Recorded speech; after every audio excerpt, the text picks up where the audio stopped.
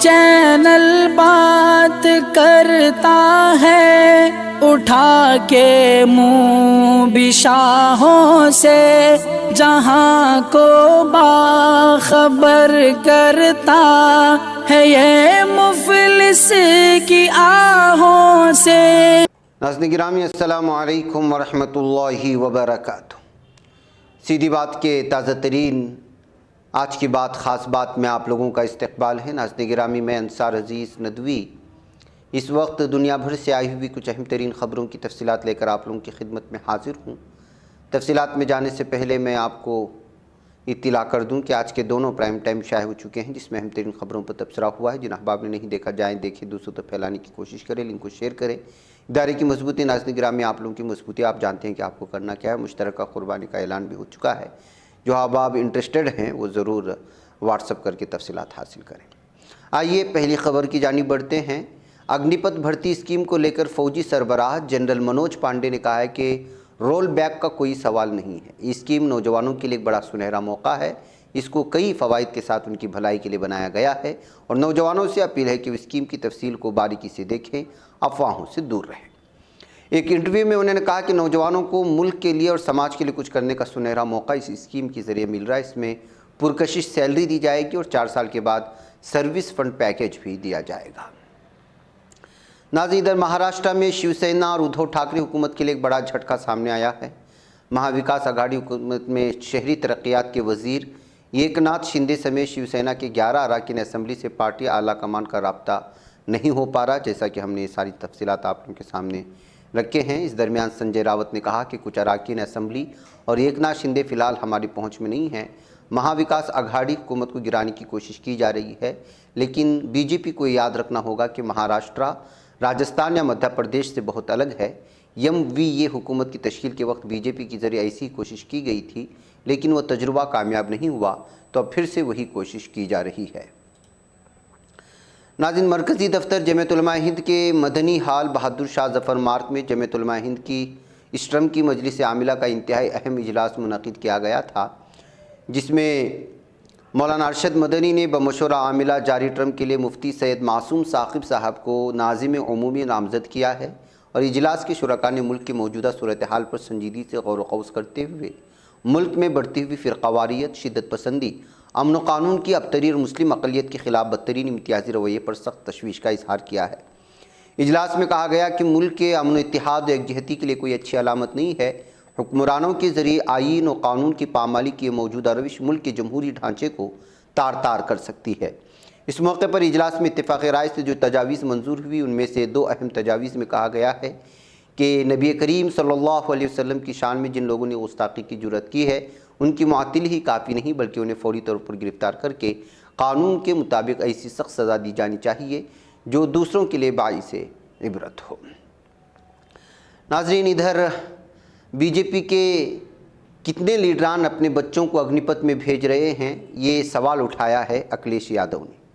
جی ہاں، عالمی تقرری کے لیے اگنی پتھ اسکیم کو نوجوانوں کی توہین قرار دیتے ہوئے سماجوادی پارٹی صدر اکھلیش یادو نے منگل کو کہا کہ اگنی ویر کے فائدے شمار کرانے کے بجائے بی جے پی کو اپنے ان اراکین اور حامیوں کی فہرست جاری کرنی چاہیے جو اپنے بچوں کو اس اسکیم میں بھیج رہے ہیں۔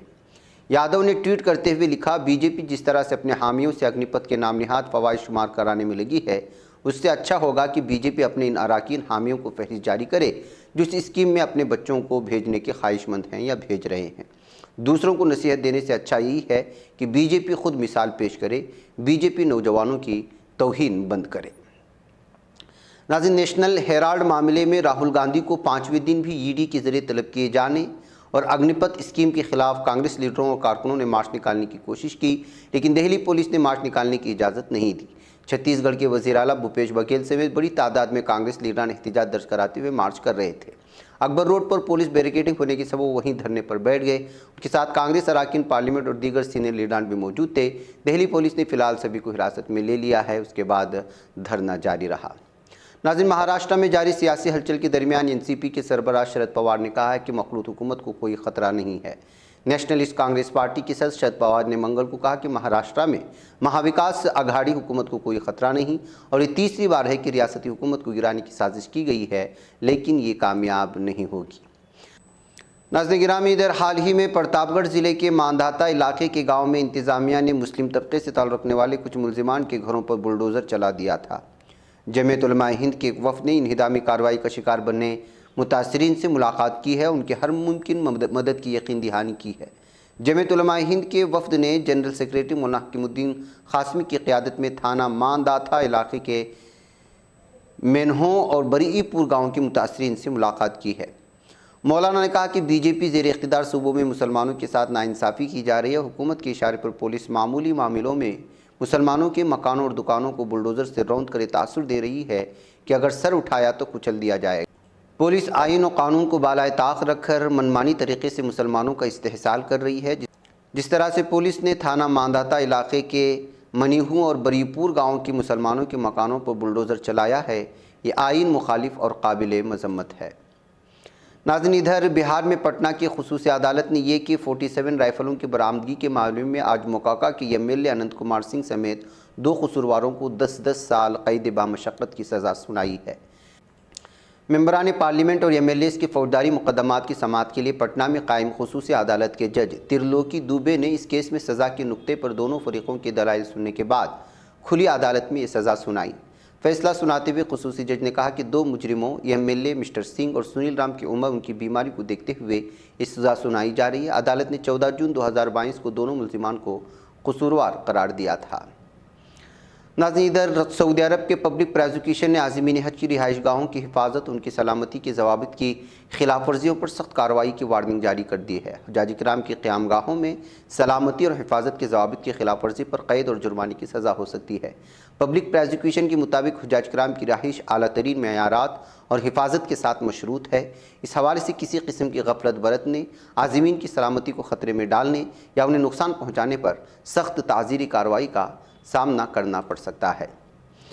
ناظرین، دلت حقوق کارکن اور وکیل رجت کلسن کے مطابق ہریانہ کے 90% دیہاتوں میں دلتوں اور سورنوں یعنی اونچی ذاتوں کے شمشان گھاٹ الگ الگ ہیں۔ National alliance for Dalit human rights کے کنوینر رجت کلسن نے ایک بیان میں کہا کہ آئین کے آرٹیکل 17 کے مطابق ملک میں ذات پات کی بنیاد پر اچھوت یعنی چھوا چھوت کو ختم کر دیا گیا ہے اور اسے جرم قرار دیا گیا ہے۔ اس کے باوجود آج بھی ہریانہ کے 90% گاؤں میں جب کسی گرامین کی موت ہوتی ہے تو اس کی ذات طے کرتی ہے کہ اس شخص کو آگ کس جگہ پر نصیب ہوگی، کیونکہ 90% گاؤں میں شمشان گھاٹ ذات کی بنیاد پر بنائے گئے۔ ناظرین گرامی، ادھر مشرقی لیبیا میں واقع توبروک کے ایوان نمائندگان کی جانب سے وزیر اعظم منتخب کیے جانے والے فتحی باش آغا نے ملک کو اقتصادی، سیاسی اور سلامتی کے مسائل سے نجات دلانے والے روڈ میپ سے رائے عامہ کو آگاہی کرائی ہے۔ باش آغا نے کہا کہ ایک دہائی کی افراتفری کے بعد وہ ایسے اقدامات اٹھائیں گے جو ملک کو انتخابات کی طرف لے جائیں گے اور جلد از جلد صدارتی اور پارلیمانی انتخابات کے انعقاد کے لیے کام کریں گے۔ باش آغا نے بتایا کہ علاوہ ازیں انتخابات کے لیے لازمی اقدامات اٹھائے جائیں گے۔ ٹائم لائنر اور تکنیکی امور پر کام کرنے والے رائے دہندگان اور انتخابی امور اعلیٰ رابطہ کاری دفتر کو قائم کریں گے۔ ناظرین، ادھر صدر رجب طیب ایردوغان نے برطانوی وزیر اعظم بورس جانسن سے رابطہ کیا ہے۔ صدارتی شعبہ اطلاعات کے مطابق اس بات چیت میں دفاعی صنعت میں تعاون، ترک برطانیہ تعلقات اور روس یوکرین جنگ کی تازہ صورتحال پر غور کیا گیا۔ بات چیت میں صدر ایردوغان نے یوکرین سے اناج کی محفوظ طریقے سے برآمدات کو ممکن بنانے کے لیے حل کی تلاش پر بھی زور دیا ہے۔ ناظرین، ادھر روس وزارت کے دفاع کے ترجمان ایگور کوناشنکوف، یوکرینی فوج نے اسنیک آئیلینڈ پر قبضے کے لیے آپریشن کیا تھا لیکن روسی فوج نے حملہ پسپا کر دیا ہے۔ کوناشنکوف نے یوکرین کی جنگ میں روسی فوج کی کارروائیوں کے بارے میں جاری کردہ بیان میں اسنیک آئیلینڈ کے بارے میں معلومات فراہم کی ہیں۔ انہوں نے کہا کہ کل مقامی وقت کے مطابق صبح 5 بجے کے قریب کیف انتظامیہ نے اسنیک آئیلینڈ پر قبضے کے لیے آپریشن شروع کیا۔ یوکرینی فوج فضا سے اور توپ حملے کرنے کے بعد جزیرے پر ریڈ کی شکل میں آپریشن کا پروگرام رکھتی تھی، لیکن روسی فوج نے حملہ پسپا کر دیا۔ اس کے بعد یوکرینی فوج نے ریڈ کا ارادہ ملتوی کر دیا ہے۔ ناظرین گرامی، ادھر جنوبی کوریا نے ہمیشہ ہر صورت میں شمالی کوریا کے ساتھ مذاکرات کے لیے تیار ہونے کا اعادہ کیا ہے۔ پون ہاپ کی خبروں کے مطابق جنوبی کوریا کی الحاق امور کے وزیر کیون یونگ نے پریس کانفرنس میں کہا ہے کہ شمالی اور جنوبی کوریا کے باہمی تعلقات میں ڈائیلاگ قائم کر سکنے کے مرحلے تک آنے کی وہ سخت محنت کریں گے۔ کوون نے بتایا کہ میں شمالی کوریائی ہم منصب کے ساتھ کسی بھی وقت بات چیت کے لیے تیار ہوں۔ ناظرین، صومالیہ صدارتی دفتر کے قحط کے خلاف جدوجہد کے خصوصی نمائندے عبد الرحمن عبدی شکور وارسامے نے ملک میں قحط کی روک تھام کے لیے بین الاقوامی برادری سے ہنگامی امداد کی اپیل کی ہے۔ انہوں نے کہا کہ صومالیہ حکومت اور بین الاقوامی برادری کو قحط کے خلاف جدوجہد میں مل کر کام کرنا اور قحط زدہ انسانوں کی مدد کرنا چاہیے۔ وارسا نے حکومت کے عوام کی مدد کے لیے کم وابستہ ہونے کا ذکر کیا اور کہا کہ قحط سالی یوں تو پورے ملک کو متاثر کر رہی ہے، لیکن سیکورٹی وجوہات کی بنا پر اپنا گھر بار ترک کرنے والے افراد پر اس کے اثرات زیادہ شدید ہیں۔ ناظرین، چینی ساحلی محافظوں کی کشتیاں مشرقی بحر چین میں واقع متنازع جزائر سینکاکو کی حدود میں داخل ہو گئی ہیں۔ جاپانی صوبہ او کی ناواکی ساحلی محافظوں کی کمانگاہ کے مطابق چین کی 2 کشتیوں نے جاپانی سمندری حدود کی خلاف ورزی کی۔ بتایا گیا ہے کہ جزیرہ اوتسوری سے 20 کلومیٹر جنوب مغرب میں چینی کشتیاں جاپانی سمندروں میں اس جگہ داخل ہوئی تھی جہاں ماہی گیری کی جا رہی تھی۔ ناظرین، ادھر وسطی مالی کی دیہاتوں میں گزشتہ ہفتے کو ہونے والے دہشت گردانہ حملوں میں 132 افراد ہلاک ہو چکے ہیں۔ سرکاری ذرائع کا ماننا ہے کہ بنکاس قصبے سے ملحقہ دیانولی، ڈیالا ساگو اور ڈیگا ساگو دیہاتوں میں 18 جون کو مغرب القاعدہ سے وابستہ کاتبہ مجینہ نامی دہشت گرد تنظیم نے حملے کیے تھے۔ ان حملوں میں 132 افراد ہلاک ہو گئے، جس کی حکومت نے شدید مذمت کرتے ہوئے ذمہ داروں کی جلد گرفتاری کا حکم دیا ہے۔ حکومت نے ملک بھر میں 3 روزہ سوگ کا بھی اعلان کیا ہے۔ ناظرین گرامی، آج کی بات خاص بات میں آج کی آخری خبر ہے۔ اسرائیلی وزیر اعظم نفتالی بینٹ اور وزیر خارجہ یائر لاپیڈ نے پارلیمنٹ کو تحلیل کرنے اور قبل از وقت انتخابات کرانے پر اتفاق کر لیا ہے۔ سرکاری خبر رساں ادارے KAN کے مطابق اسرائیلی وزیر اعظم نفتالی بینٹ نے گزشتہ روز اعلان کیا کہ ملکی پارلیمان کو تحلیل کر دیا جائے گا اور نئے انتخابات کروائے جائیں گے۔